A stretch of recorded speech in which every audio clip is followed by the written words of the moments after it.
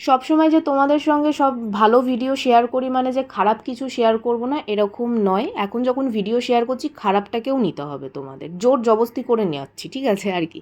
যাই হোক, আজকে মোটামুটি দিনটা প্রচণ্ডই খারাপ। সকালবেলা ঘুম থেকে উঠে দেখলাম যে গালের মধ্যে এরকম ঘামাচির মতন দেখতে গুড়ি গুড়ি একদম র্যাশ বেরিয়ে গেছে, আর প্রচণ্ড চুলকাচ্ছে আর জ্বালা করছে। তো চুলকালে তো হবে না, একটু মুখের মধ্যে বরফ দেওয়ার পর যাই হোক একটু শান্তি পেয়েছি। আর এখনকার ওয়েদার মানে হচ্ছে কখনো রোদ, কখনো বৃষ্টি, কখনো ঝড় উঠে যাচ্ছে, কখনো বাজ পড়ছে, এই রকম। আজকে বাড়িতে একটু পমফ্রেট মাছ রান্না করব ঠিক করেছিলাম, তো ভাবলাম সর্ষে দিয়ে সবসময় করি, ভালো লাগে না, তার দুপুরবেলা একটু টক ডাল আর পমফ্রেট মাছ ফ্রাই দিয়ে ভাত খাবো।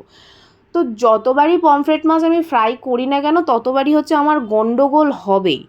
যত মানে এফার্ট দিই না কেন রান্নার পেছনে, যত ভালো জিনিস দিয়েই যা খুশি করে নিই না কেন, পমফ্রেট মাছ আর আমার দ্বারা হবেই না। মানে এটা আমাকে ভগবান একদম স্ট্যাম্প দিয়ে দিয়েছে যে তোমার দ্বারা সব কিছু হবে না। মানে মানুষের দ্বারা সব কিছু হয় না, যেরকম রান্নাটা আমার দ্বারা হয় না, কিন্তু আমাকে জোর জবরদস্তি রান্না করতে হয়। তো পমফ্রেট মাছটা কিন্তু খেতে ভালো হয়েছিল, কিন্তু দেখতে সুন্দর হয়নি, এটা হচ্ছে ব্যাপারটা।